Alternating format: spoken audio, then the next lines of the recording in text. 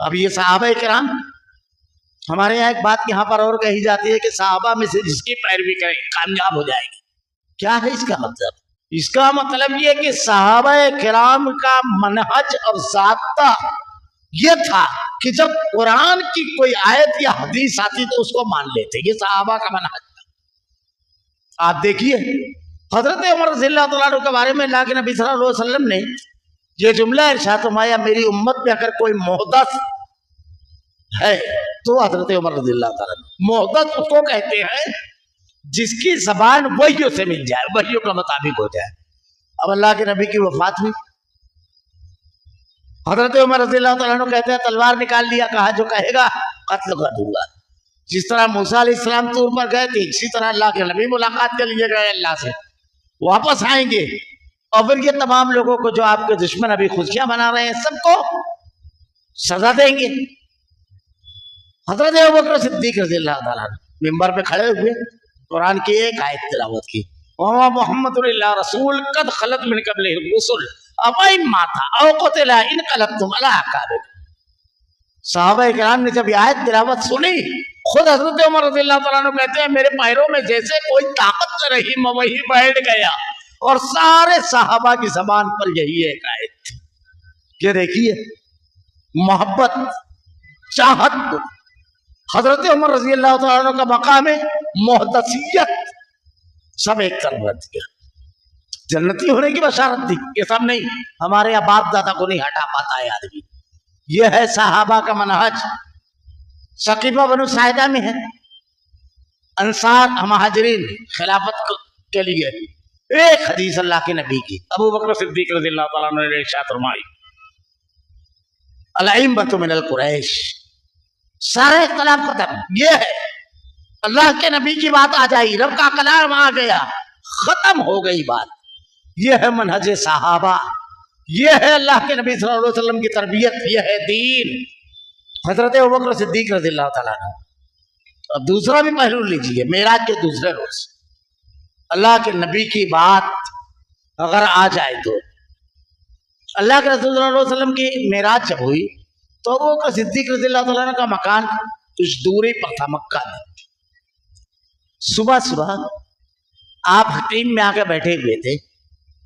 ابو جہل نے آ کر پوچھا کیا کوئی نیا معاملہ ہوا؟ کہا ہاں، آپ نے معراج کا واقعہ سنایا. ابو جہل کو لگا کہ بہت بڑی بات آ گئی یہاں. یہ کیسے ممکن ہے؟ مہینہ بھر ہم جانوروں کا کلیجہ تھکا کر جہاں پہنچتے ہیں، یہ آدمی کہہ رہے ہیں کہ مراد کے ایک حصے میں گیا اور وہاں سے ساتوں آسمانوں کی سیر کی، جنت و جہنم کو دیکھا، انبیاء کرام سے ملاقاتیں ہوئی، اللہ رب العالمین سے وحی ملی. کہا یہ باتیں تمام لوگوں کے سامنے کہو گے؟ ابو جہل کہتا ہے آپ نے ارشاد فرمایا ہاں. تمام لوگوں کو جمع کیا، اس نے کہا بیان کرو.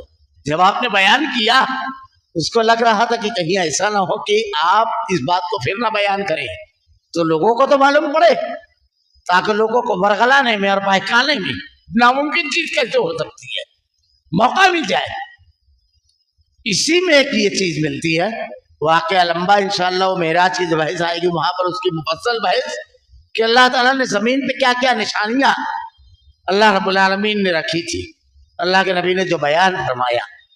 اور پورا منظر جب ان سے پوچھا گیا تو پورا کے پورا اللہ کے رسول صلی اللہ علیہ وسلم نے وہاں کا پورا سارا کے سارا معاملہ بیان کر دیا کہ فلاں جگہ یہ ہے، فلاں جگہ یہ ہے، آپ کے سامنے کر دیا گیا. خیر، تو اللہ کے رسول صلی اللہ علیہ وسلم کی یہ بات سن کر ایک گروہ کو لے کر ابو جہل حضرت ابوبکر صدیق رضی اللہ تعالیٰ عنہ کے گھر گیا اور کہا سنو، اس کی دانش میں بڑی مضبوط بات تھی، تمہارے نبی تو بالکل نئی بات کہتے ہیں، پوری بات بتائی. ابوبکر صدیق رضی اللہ تعالیٰ عنہ نے ایک بہت پیارا تاریخی منہج صحابہ سب اس میں ایک جملہ کہا. آپ نے ارشاد فرمایا یہ بات کس کے منہ سے آئی تھی؟ اس امت کا فرعون ابو جہل کے منہ سے. آپ نے یہ نہیں دیکھا کہ کس کے منہ سے آ رہی ہے، یہ اہم چیز ہے. آپ نے یہ دیکھا کس کی آ رہی ہے. ایک شرط صرف آپ نے لگائی، آپ نے ارشاد فرمایا اگر یہ بات میرے رسول نے کہی ہے تو میں اس کی تصدیق کرتا ہوں. یہ ہے صدیق کا ایمان. اگر نبی کی ہے تو کس کے منہ سے آ رہی ہے ہم یہ نہیں دیکھیں گے. اگر نبی کی ہے تو ہم مانتے ہیں، اور نبی کی نہیں ہے تو کسی کے بھی منہ سے آئے. اللہ کے نبی صلی اللہ علیہ وسلم کے سامنے ایک مرتبہ حضرت عمر رضی اللہ تعالیٰ عنہ تورات کے کچھ اوراق پڑھ رہے تھے. آپ نے صرف ایک جملہ نہیں کہا، ایک ضابطہ بیان کیا. آپ کا چہرے کا رنگ متغیر ہو گیا، بدل گیا، نگاہیں نیچے ہوتی ہے. حضرت ابوبکر صدیق رضی اللہ تعالیٰ عنہ نے اشارہ کیا حضرت عمر رضی اللہ تعالیٰ عنہ کو، آپ رک گئے. اللہ کے نبی صلی اللہ علیہ وسلم نے ارشاد فرمایا لو کان موسیٰ حیا. یہاں پر بھی عقیدہ درست کرنے میں آدمی ایک ایک جملہ قرآن و حدیث کا عقیدہ سیدھا کرتا ہے. ہمارے یہاں بزرگوں کو مردہ کہنے پر لوگ لڑتے ہیں. یہاں نبی کے بارے میں اللہ نے ارشاد فرمایا، اور صرف ان کے نہیں، اللہ نے کہا ام کنتم شہداء اذ حضر یعقوب الموت. اس وقت تو آپ نہیں تھے جب حضرت یعقوب کو موت آئی. حضرت سلیمان کے واقعے میں آپ پڑھ گئے کہ اللہ نے ارشاد فرمایا کہ لوگوں کو معلوم نہیں پڑا تھا کہ ان کو موت ہو گئی، وہ تو لاٹھی ٹوٹنے پر علم ہوا. واضح الفاظ ہے، ہمارے یہاں گستاخی مان لی جاتی ہے. انکم میتون وانہم میتون. اللہ تعالیٰ کہتا ہے آپ بھی مرنے والے اور وہ بھی مرنے والے ہیں. خیر، یہاں کیا جملہ کہا؟ لو کان موسیٰ حیا.